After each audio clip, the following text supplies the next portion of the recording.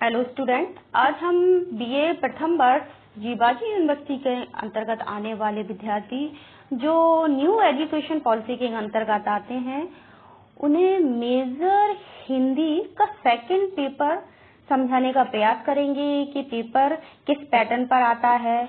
उसे हम पुराने पेपर के आधार पर ये बताएंगे कि आपको पेपर में किस तरह से तैयारी करनी है, आपके क्वेश्चन किस तरह से आते हैं। कुछ क्वेश्चन आपके छोटे आते हैं, कुछ बड़े आते हैं और कुछ उनसे भी दीर्घ उत्तरीय टाइप के क्वेश्चन आते हैं। तो इन पेपरों को हम किस तरह से तैयारी करें कि कम से कम समय में हमारे जो कंटेंट्स हैं, जो हम अपनी परीक्षा में पेपर में जो क्वेश्चन आया है उसको पूछा गया है और हम उस हिसाब से जवाब दे पा रहे हैं या नहीं।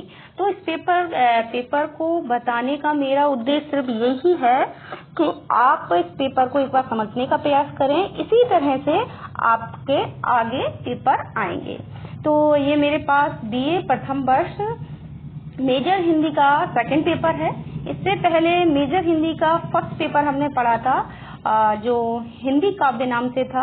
ये सेकंड पेपर कार्यालय हिंदी एवं भाषा कंप्यूटरिंग के नाम से आता है और ये भी पेपर आपका 70 नंबर का है और इसमें टाइमिंग आपकी समय आपका 3 घंटे रहेगा।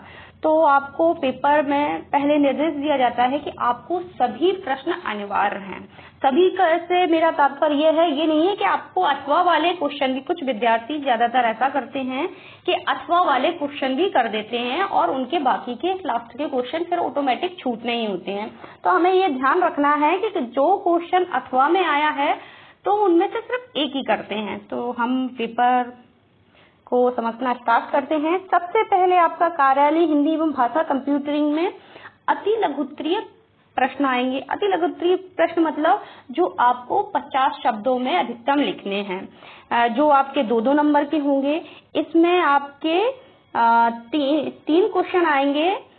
3 क्वेश्चन फर्स्ट, सेकंड, थर्ड में विभाजित किया गया है, लेकिन इसमें फर्स्ट के साथ ये जैसे ये दे रखा है, कार्यालय हिंदी के उद्देश्य बताइए अथवा देवनागरी लिपि के विविध फॉन्ट को संक्षेप में समझाइए। तो आपको इसमें चाहे कार्यालय हिंदी के बारे में बताएंगे या देवनागरी, इसमें से सिर्फ आपको एक ही क्वेश्चन करना है।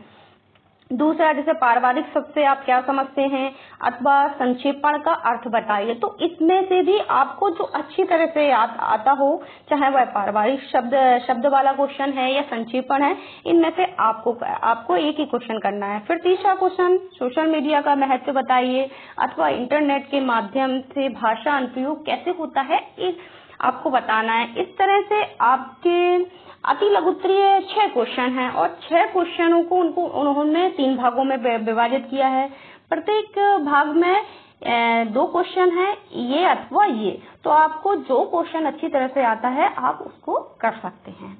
अब आपका सेकंड खंड आता है लघु उत्तरीय प्रश्न, मतलब अभी अति लघु उत्तरीय क्वेश्चन थे, अब लघु उत्तरीय क्वेश्चन है जो आपके 9-9 नंबर के क्वेश्चन आएंगे।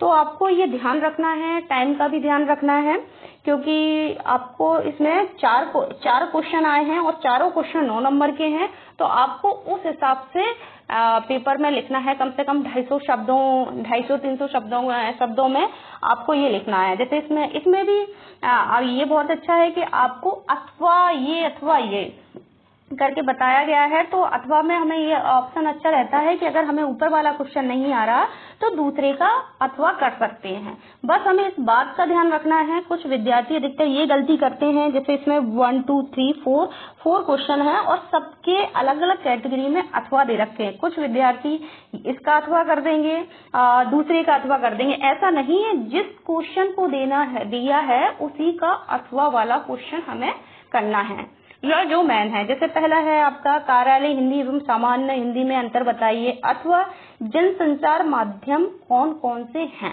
तो इसमें से हमें यह ध्यान रखना है, पहले नंबर पे या तो कार्यालय हिंदी करेंगे या जनसंचार माध्यम कौन से हैं। ये दोनों आपस में अथवा है, इनमें से कोई भी कर सकता है। ऐसे सेकंड नंबर पे भी हिंदी में उपलब्ध सॉफ्टवेयर को समझाइए अथवा हिंदी से संबंधित वेबसाइट को बताइए। तो इसमें भी हमें हिंदी में उपलब्ध सॉफ्टवेयर अथवा हिंदी से संबंधित वेबसाइट को बताइए।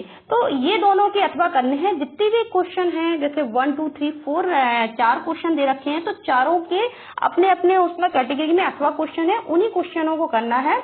और ये बात का ध्यान रखना है, खासतौर से समय का ध्यान रखना है और हमें शब्दों का भी ध्यान रखना है। 9 नंबर का क्वेश्चन है तो हमें उस हिसाब से कम 250-300 शब्दों में लिखना है। अब आपका तीसरा खंड में आता है दीर्घ उत्तरीय प्रश्न। ये बड़े क्वेश्चन हैं जो आपके 14 नंबर के क्वेश्चन हैं। इसमें आपका दो क्वेश्चन आए हैं। जैसा पहला क्वेश्चन है, शासकीय एवं अर्धशासकीय पद से आप क्या समझते हैं, उदाहरण सहित बताइए।